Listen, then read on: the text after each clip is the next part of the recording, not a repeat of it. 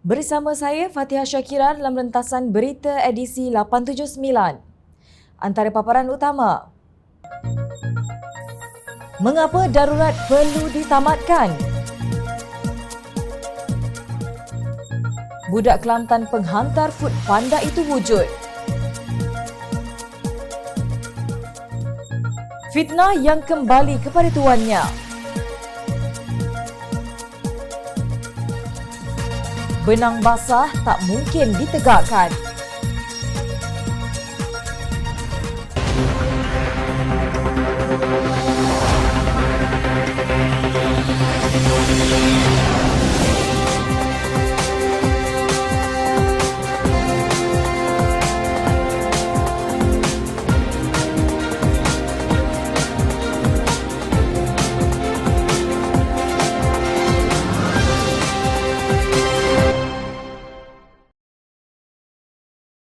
Assalamualaikum dan salam sejahtera.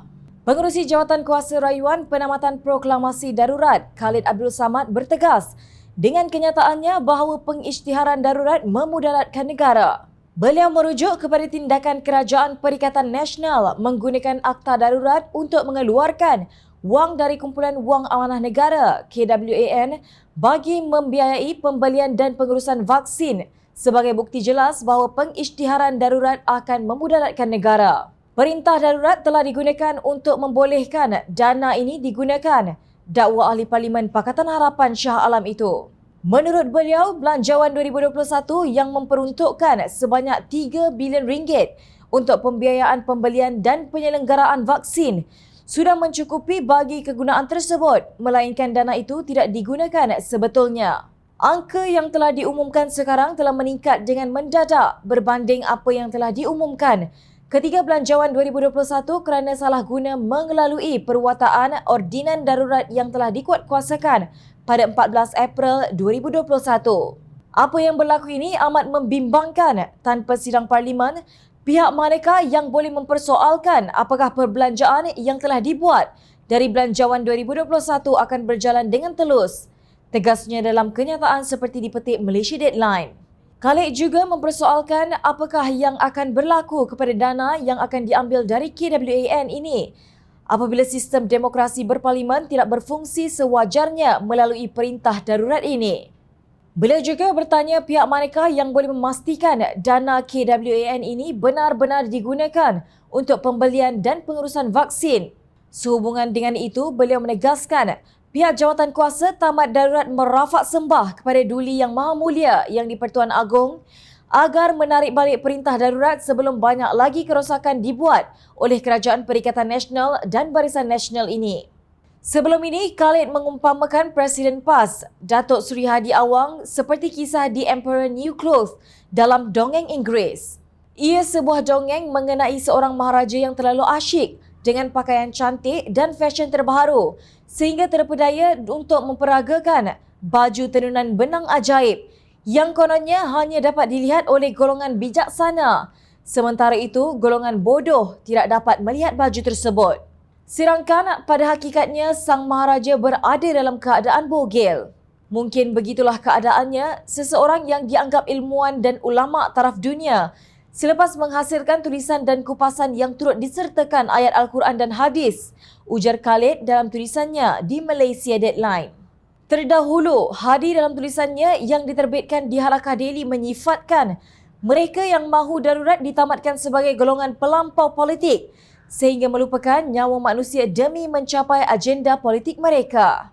Kerekusan mereka lebih teruk daripada golongan yang pelampau agama yang meletupkan bom dan membunuh dengan jumlah yang jauh lebih kecil dibandingkan dengan mangsa wabak COVID-19 yang tersebar di seluruh pelosok dunia terkini. Pada 19 April lalu, Khalid membawa 3 pakar ekonomi iaitu Profesor Dr. Jomo K. Sundaram, Dr. Muhammad Abdul Khalid dan Dr. Nung Sari Ahmad Radi dalam satu sidang media. Ketiga-tiga pakar bersetuju bahawa darurat memudaratkan negara kerana telah membawa pelbagai kerosakan dari segi ekonomi seperti ketakutan pelaburan asing untuk memasuki Malaysia dan kehilangan pekerjaan rakyat negara ini. Mereka juga berpendapat prosedur operasi standard SOP, Perintah Kawalan Pergerakan PKP COVID-19 boleh dilaksanakan tanpa darurat. Malah Jomo mengumpamakan darurat seperti tangga menimpa ekonomi yang jatuh. Namun amat malang sekali kerana negara ketika ini dipegang secara mutlak oleh gerombolan ini yang meluluskan undang-undang serta perbelanjaan duit negara sesuka hati mereka tanpa adanya semak imbang. Tindakan ini tidak telus, tidak adil dan tidak bertanggungjawab. Kalau ada yang kejam dan tidak berhati perut demi kuasa, ianya pihak Perikatan Nasional dan Barisan Nasional serta GPS, iaitu gerombolan pengkhianat dan tamak kuasa yang sedang berkuasa hari ini. Dan tiada yang boleh menafikan itulah sebenarnya sebab mengapa darurat diisytiharkan semata-mata supaya gerombolan tidak bermaruah ini terus berkuasa, tegas Khalid. Pada masa yang sama, mereka menambahkan hutang dan menggunakan duit tabung negara mengikut kehendak mereka kerana parlimen digantung. Lebih tragis bagi Malaysia, mereka berkuasa menerusi tewuk atap dan terus berkuasa tanpa mandat rakyat. Akhirnya, Ahli Parlimen Bukit Mertajam, Steven Sim mendedahkan identiti pemuda Kelantan, penghantar makanan Foodpanda yang dibantu oleh beliau. Tindakan ini susulan cabaran pensyarah Universiti Utara Malaysia, UUM, yang juga kolumnis Harakah Daily, Dr. Kamarul Yusof supaya menunjukkan pemuda dari Kelantan yang menerima sumbangan motosikal daripada Steven itu akan diberikan hadiah RM2,000. Kamarul mendakwa Steven hanya membuat rekaan dan budak dari Kelantan itu sebenarnya tidak wujud. Disebabkan oleh beberapa misteri yang menyelubungi diri beliau, sukacita dimaklumkan bahawa saya serta dua rakan Facebook saya, iaitu Dr. Wan Zawawi Wan Ismail dan saudara Saiful Haq, dengan ini menawarkan sagu hati sebanyak RM2,000 kepada sesiapa sahaja yang mampu memberi maklumat seperti nombor telefon, alamat tempat tinggal atau alamat tempat kerja anak Kelantan pekerja Foodpanda yang dibantu oleh Steven sehingga beliau dapat dipertemukan dengan saya untuk tujuan pemberian sumbangan tertentu kepada beliau, tulis Dr. Kamarul menerusi Facebooknya pada 26 April lalu. Kemarin, Steven membawa pemuda yang dibantu itu kepada media untuk diberitahu, inilah orangnya. Menurutnya, beliau tidak mendedahkan identiti sebenar penghantar Foodpanda tersebut yang hanya dikenali sebagai adik Muhammad di atas permintaan pemuda itu sendiri. Sementara itu, Anas Hazmi Ahmad, nama sebenar penghantar Foodpanda tersebut, meminta orang ramai untuk tidak mengganggunya agar dia dapat terus menjalani kehidupannya secara normal. Anas Hazmi berasa sedih kerana diperlakukan seperti penjenayah di mana hadiah berjumlah RM2,000 itu ditawar untuk mencarinya. Beliau juga sedih dengan pelbagai pembohongan dan tuduhan yang dilemparkan terhadap Steven kerana mendermakan motosikal kepadanya. Dalam masa yang sama, Anas Hazmi juga mendakwa terkesan dengan pelbagai tomahan yang dilemparkan terhadap dirinya dan Steven. Saya terkilan kerana ada pihak yang sanggup tawarkan wang sebanyak RM2,000 seperti saya seorang penjenayah, sedangkan saya tak buat apa-apa pun terhadap mereka, katanya. Menurut beliau, Steven membelikannya motosikal pada 13 April dan ia didaftarkan dengan namanya pada 14 April dengan menunjukkan geran motosikal berkenaan kepada media. Beliau meminta agar identitinya dirahsiakan dan bekas timbalan Menteri Belia dan Sukan itu telah menghormati permintaannya walaupun diserang di media sosial atas sumbangan tersebut. Dalam kenyataan medianya, Steven berkata beliau sebenarnya memilih untuk tidak mahu menjawab isu pemberian motosikal itu sebelum ini. Namun terpaksa berbuat demikian sekarang kerana fitnah ini semakin melampau. Saya hanya menghormati penerima bantuan yang tidak mahu identitinya didedahkan kepada umum, tapi saya pula difitnah macam-macam, katanya dalam sidang akhbar yang turut dihadiri oleh Anas Hazmi. Steven juga hairan bagaimana ada pihak yang membuat naik geran motosikal palsu di dalam Facebook yang kononnya dimiliki oleh seorang lelaki berbangsa Cina susulan pembelian motosikal berkenaan. Beliau berkata pemuda tersebut turut dihampiri oleh pemimpin politik lain untuk menghulurkan bantuan selepas isu berkenaan tular. Saya adalah ahli parlimen dan sekarang parlimen tak boleh bersidang. Jadi saya melakukan kerja saya dengan memberi bantuan. Tapi apabila saya beri bantuan, ini pula yang terjadi. Saya tidak pernah menyerang mana-mana parti politik, tak pernah sebut kerajaan gagal atau parti mana gagal. Jadi mereka bukan mahu mencari kebenaran, namun mencari peluang untuk menyerang saya sahaja. Katanya yang mengakui sedih apabila kerja-kerja kebajikannya dipolitikkan pihak tertentu. Beliau mengatakan dirinya ditohmah seolah-olah beliau tidak benar-benar membeli motosikal itu, tidak mendermakan motosikal itu kepada Anas, atau dia telah menderma motosikal murah kepada Anas. Steven berkata beliau boleh menerima tomahan terhadapnya, terutama daripada lawan politiknya. Tetapi berpendapat ia salah apabila serangan itu ditujukan kepada Anas Hazmi. Difahamkan UUM turut menjadi sasaran maki hamun netizen yang berang dengan tindakan Kamarul Zaman. Malang sungguh apabila UUM turut terseret dengan gelagat seorang tenaga politiknya. Seekor kerbau membawa lumpur, habis semuanya terpalit. Kini pensyarah Universiti Utara Malaysia UUM Dr. Kamarul Zaman Yusof mendakwa menjadi mangsa fitnah besar untuk membunuh karakter di Facebook dan WhatsApp berhubung hantaran di Facebook bertajuk Wayang Opera Cina DAP sekali lagi. Beliau menamakan 12 pengamal media yang didakwanya menyebar posting Facebook palsu di atas namanya. Ini termasuk pemimpin amanah Cik Ibrahim Muhammad dan Mikdad Zakaria. Ekoran fitnah besar ke atas saya ini, saya, keluarga saya dan institusi tempat saya bekerja, iaitu Universiti Utara Malaysia telah bertubi-tubi dikecam, dihina dan dimaki oleh pelbagai pihak sehingga menimbulkan gangguan keselamatan kepada kami, katanya dalam satu kenyataan di Harakah Daily. Beliau mendakwa pada waktu penyebaran posting tersebut, akaun Facebook miliknya telah dihukum denda tidak dibenarkan membuat sebarang posting atau komen selama 24 jam. Kononnya kerana ada aduan bahawa posting saya sebelum ini yang melanggar community standards Facebook. Bila akaun Facebook saya dibebaskan dari hukuman ini iaitu pada kira-kira jam 6.30 petang, 28 April 2021, saya telah membuat naik satu posting bagi menafikan bahawa saya pernah membuat sebarang posting yang mempertikaikan Raja Muda Perlis, menyenaraikan 12 individu yang didapati membuat penyebaran posting Facebook palsu ini dan menyebut saya akan menyaman mereka. Begitupun pada kira-kira jam 9 malam 28 April 2021, sekali lagi akaun Facebook saya telah dihukum denda tidak dibenarkan membuat sebarang posting atau komen selama 3 hari. Kononnya kerana ada aduan bahawa posting saya yang menafikan bahawa saya pernah membuat sebarang posting yang mempertikaikan Raja Muda Perlis ini melanggar community standard Facebook, ujarnya. Terdahulu, tular hantaran Facebook atas akaun Kamarul Yusof yang mengulas aksi Ahli Parlimen DAP Bukit Mertajam, Steven Sim Chee Kiong berbasikal buat kali kedua dengan Raja Muda Perlis.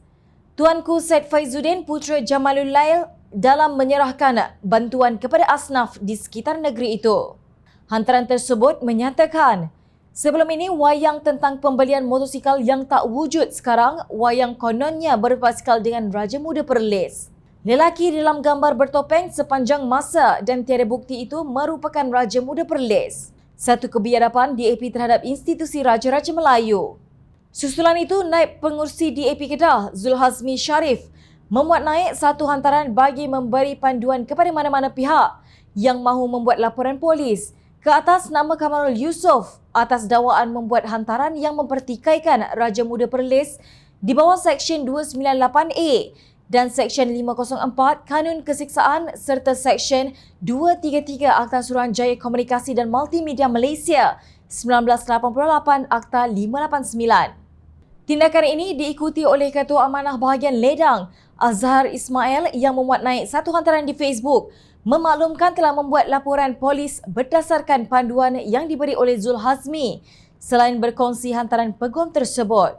Selepas itu, Ketua AMK Cabang Padang Besar Amal Abdul Jalil turut memuat naik dua hantaran bagi memaklumkan akan dan telah membuat laporan polis terhadap Kamarul Yusof juga berdasarkan panduan yang diberi oleh Zul Hazmi. Saya berpendapat bahawa kesemua mereka yang telah membuat dan menyebarkan posting Facebook palsu saya yang bertajuk Wayang Opera Cina DAP sekali lagi serta mereka yang telah menggesa, membantu dan membuat laporan polis ke atas saya berdasarkan posting Facebook palsu saya ini telah melakukan jenayah yang serius. Oleh itu, saya akan membuat laporan polis secepat mungkin mengenai perkara ini, ujarnya dalam satu kenyataan di Harakah Daily. Dalam bahasa mudah, kenyataannya membawa maksud akaunnya telah digodam oleh pihak lain.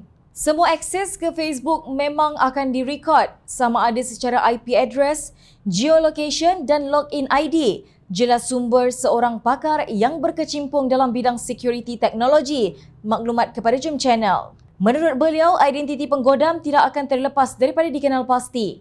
Jadi kalaupun ada hack berlaku, Facebook boleh kesan originnya Dan dengan kerjasama yang baik antara Polis Diraja Malaysia PDRM dan Facebook, selama ini memang Facebook akan bantu.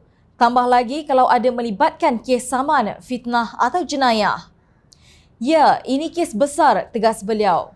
Bagaimanapun, pakar security cyber yang berpengalaman selama lebih 2 dekad ini tidak percaya akaun Kamarul Yusof telah digodam. Justru sama ada benar atau tidak bahawa akaun Kamarul Yusof yang menerbitkan hantaran biadab itu palsu atau benar, kita serahkan kepada kebijaksanaan pihak Polis Suruhanjaya Komunikasi dan Multimedia serta Facebook untuk melakukan siasatan secara adil, telus dan tanpa memihak. Setakat ini, kita tidak tahu sama ada beliau adalah mangsa fitnah besar atau hanya fitnah yang kembali kepada tuannya.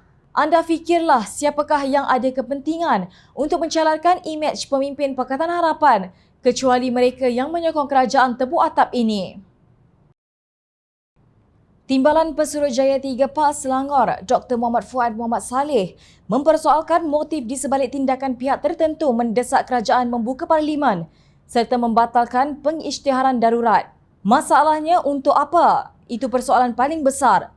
Kenapa ahli parlimen sibuk hendak mendesak untuk diadakan sidang parlimen? Adakah hanya kerana sekarang ini Perikatan Nasional dikatakan mempunyai majoriti yang amat tipis ataupun sudah tidak cukup majoriti kalau parlimen bersidang? Katanya seperti dipetik Harakah Daily. Beliau dipercayai merujuk kepada tuntutan yang kini digigih diperjuangkan oleh Jawatan Kuasa Rayuan Penamatan Proklamasi Darurat Pimpinan Khalid Abdul Samad yang bertegas bahawa pengisytiharan darurat tidak perlu untuk menangani COVID-19. Menurut Muhammad Fuad, walaupun perkara itu mampu untuk dilaksanakan dengan kawalan pematuhan prosedur operasi standard SOP yang ketat dengan syarat-syarat tertentu, namun ia masih menimbulkan persoalan mengapa pembangkang begitu terdesak. Sibuk mendesak untuk apa sebenarnya mendesak diadakan sidang parlimen? Ini yang kita hendak tahu sebenarnya. Apa yang mereka mahukan sebenarnya? Soalnya, kata Muhammad Fuad, tindakan kerajaan mengisytiharkan darurat sekurang-kurangnya dapat mengurangkan beban serta membantu kabinet menumpukan perhatian kepada kerja-kerja kementerian. Menarik untuk kita membuat perbandingan dengan kenyataan ahli Majlis Pimpinan Tertinggi Bersatu, Dr. Muhammad Faiz Naaman yang berkata, mempersoalkan motif proklamasi darurat adalah perbuatan khianat dan derhaka serta harus dihukum. Muhammad Faiz berkata, perkenaan yang di-Pertuan Agong Al-Sultan Abdullah Riayatuddin Al-Mustafa Billah Shah menerima permohonan Perdana Menteri Tan Sri Muhyiddin Yassin untuk proklamasi darurat adalah berdasarkan kebijaksanaan baginda. Katanya sebarang ejekan, sindiran dan putar belit niat sebenar proklamasi darurat yang diperkenan yang di-Pertuan Agong boleh dianggap sebagai derhaka. Sama ada dilakukan orang biasa atau golongan ternama secara terang-terangan atau terselindung, ia wajar dilihat sebagai suatu bentuk hasutan dengan niat jahat untuk menghilangkan hormat serta ketaatan rakyat terhadap institusi raja berperlembagaan di negara ini. Dalam konteks ini menjadi kewajipannya sebagai ketua kerajaan untuk menjaga nyawa rakyat dengan melindungi rakyat sekalian daripada jangkitan COVID-19 dan ini adalah kemaslahatan paling utama dituntut oleh Islam, ujarnya dalam kenyataan seperti dipetik Malaysia kini pada 13 Januari lalu. Namun pada 24 Februari yang di-Pertuan Agong bertitah bahawa parlimen boleh bersidang walaupun dalam tempoh darurat. Datuk Pengelola Bijaya Diraja Istana Negara, Datuk Indra Ahmad Fadil Syamsuddin dalam kenyataan Istana Negara berkata, tanggapan sesetengah pihak bahawa pelaksanaan proklamasi darurat menghalang parlimen untuk bersidang adalah tidak tepat. Malangnya, pemimpin Perikatan Nasional memperlekehkan titah yang di-Pertuan Agong tersebut dengan enggan membenarkan parlimen bersidang walaupun setelah semua ahli parlimen divaksin. Mengapa kali ini tidak pula Muhammad Faiz melihat keengganan itu sebagai satu pengkhianatan maupun penderhakaan terhadap titah yang di-Pertuan Agong? Seolah-olah istilah derhaka itu hanya terpakai jika dilakukan oleh pemimpin Pakatan Harapan, tetapi tidak pemimpin Perikatan Nasional dan Barisan Nasional. Malah mereka masih boleh menerima proklamasi darurat ini walaupun tahu kerajaan baru saja menjara kumpulan wang amanah negara KWAN berjumlah 5 bilion ringgit dari keseluruhan 17.4 bilion ringgit untuk perbelanjaan vaksin tanpa perbahasan di parlimen. Justru persoalan Muhammad Fuad mengapa mahu proklamasi darurat ditamatkan dan ia mengurangkan beban kabinet amat melucukan. Sedarlah bahawa KWAN merupakan satu alat untuk pihak kerajaan menyimpan sebahagian daripada keuntungan berasaskan petroleum yang diraih demi generasi masa hadapan rakyat Malaysia. Namun mereka tolak tepi kepentingan anak-anak. Pada 21 April, kerajaan mewartakan Ordinan Darurat Kumpulan Wang Amanah Negara Pindahan 2021 KWAN yang membolehkan penggunaan dana kumpulan wang itu untuk perolehan vaksin dan perbelanjaan berkaitan program imunisasi kebangsaan. Penjarahan wang KWAN ini dilakukan dengan berselindung di sebalik darurat. Amat janggal apabila pihak yang dilihat seperti intelektual cuba menegakkan benang basah kerajaan yang sebenarnya dibina di atas pengkhianatan mandat rakyat dan kemudian mengisytiharkan darurat setelah gagal dalam tadbir urus negara. Kini, gerombolan ini bergayut pada pagar istana sambil menginjak-injak perlembagaan persekutuan.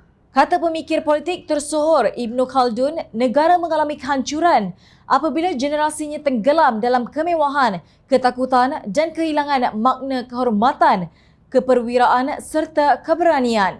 Tidakkah kalian rasa malu kepada rakyat yang sentiasa memerhati? Teruskan bersama kami di Jom Channel dan layari portal jomchannel.net untuk mendapatkan berita politik tanah air. Saya Fathia Syakira, terima kasih. Assalamualaikum, salam sejahtera dan selamat menunaikan ibadah puasa.